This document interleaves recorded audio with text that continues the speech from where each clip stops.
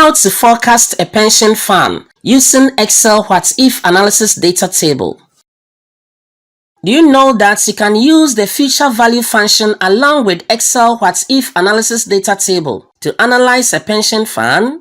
For instance, if you constantly invest 300 Ghana cedis and the investment period is 10 years and at a constant interest rate of 5%, with the aid of the future value function, you can easily predict the future outcome.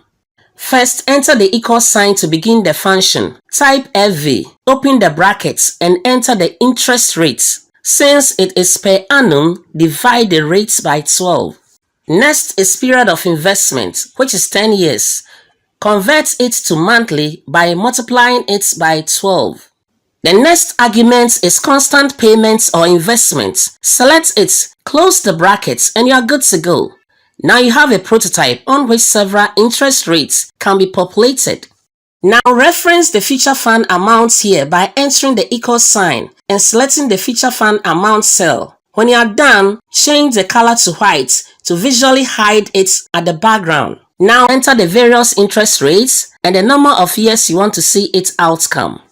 Select the interest rate and the series of years on the Data tab. Move to the Forecast group. Hit on the What If Analysis command and select Data Table. When the Data Table appears, for the row input cell, select Years, and the column input cell, select Interest, and click OK. The results indicate that at a monthly investment of 300 Ghana cedis, and you have 10 years to save at a 5% interest rate, you will obtain 46,585 Ghana cedis. This can be confirmed on the data table.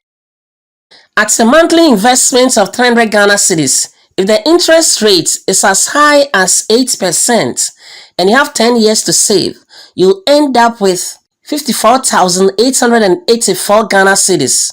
Hence, as the interest rate soars, the future fund amount also increases.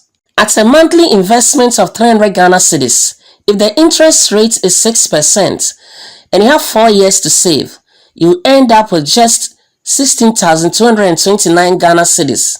At a monthly investment of 300 Ghana cedis, if the interest rate is 6% and you have 10 years to save, you end up with 49,164 Ghana cedis. Hence, at a constant investment of 300 Ghana cedis, if the interest rate stays the same, then the number of years one has to invest can determine a better future fund. That's it, TechTricksGh.